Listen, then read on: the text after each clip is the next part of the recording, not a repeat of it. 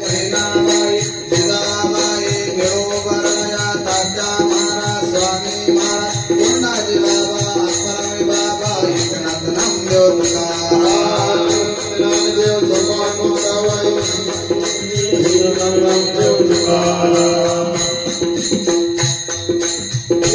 आम्हाला संतांचं नाव घ्यावं लागते का? संतांच्या नावानं पापाची निवृत्ती होते. चला, संतांच्या नामचिंतन पुण्याची उत्पत्ती होते. महाराज, ज्यांच्या नामचिंतनानं पाप जातो, ज्यांच्या नामचिंतनानं पुण्य प्राप्त होतो. अशा संतांनी जीवनामध्ये काय साधना केली? फक्त परमात्म्याचं नामस्मरण. नाम धरा कंठी विठोबाचे. कोणतं नाम जपलं?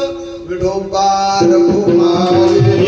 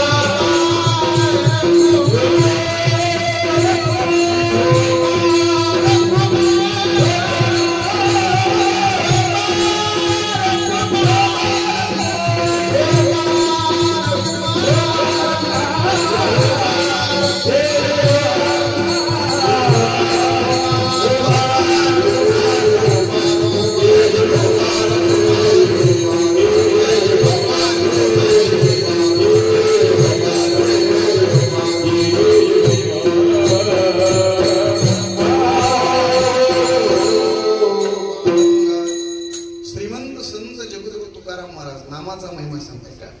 सगळ्या गोष्टीचे महिमे देवा. आज सप्ताहाचा पहिला दिवस आहे.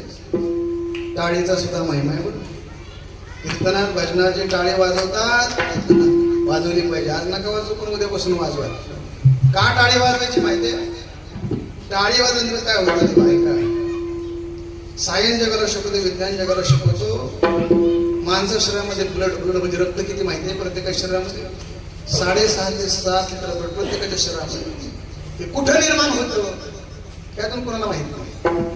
पण 450 वर्षापूर्वी तुकाराम महाराजांनी गाथ्यामध्ये सांगितलं. पॉलझॅक नावाचा शास्त्रज्ञ त्यांनी गाथा सर्च केले. त्याला समजलं महाराज माणसं हाताने टाळी वाजवतात प्रत्येकाच्या शरीरात 6.5 ते 7 लिटर ब्लड किती सर्क्युलेशन. पण कीर्तनात भजनात काय वाजवायचे? टाळी वाजवायची. आज नका वाजव, पण उद्यापासून वाजव. कशी वाजवायची? तुम्ही आशीर्वादला टोल नाक्यावर चौकलं गेला, चेहरा पहिलं गेलं. हे बघा, त्यांनी सुद्धा चौकुलीवरती सुद्धा टाळीच वाजवले. देवा वारकरी संप्रदायामध्ये फार मोठा झाला, फार विस्तार करत नाही. कोण होता? क्लेंब होता, नपुसक होता, शिकंडी होता. खालचा शब्द सगळ्याला माहिती नाही. त्याच्यासारखी टाळी कोणाचीच वाजत नाही, कोणाचीच. चालायला तर ब्लॉक सुद्धा हादरते महाराज. कोण होता महाराज? नपुसक होता. भजन केलं देवा, टाळी वाजवली, टाळी वाजवली. पंढरपुरातलं पुढत आलं. सावता बाबांकडे एकदा आणि त्याच्याकडे एकदा आलं.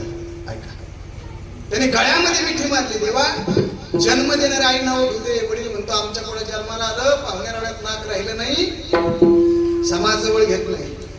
देवानं सांगितलं काळजी करू नको, टाळी वाजवून माझं भजन केलं, लक्षात ठेव. आईनं नको म्हणू दे, वडिलांना नको म्हणू दे, समाजाला नको म्हणू दे, पण वारकरी सांभाळतो डोक्यावर त्याशिवाय राहणार नाही. त्यांनी टाळी वाजून भजन केलं. कोण होता? क्लेम होता, नपुसक होता, शिकंडी होता. त्यांनी टाळी वाजून भजन केलं. त्याचा परिणाम पहाटेच्या काकडे त्याचं नाव घ्यावं लागतं. भजनिया भेदो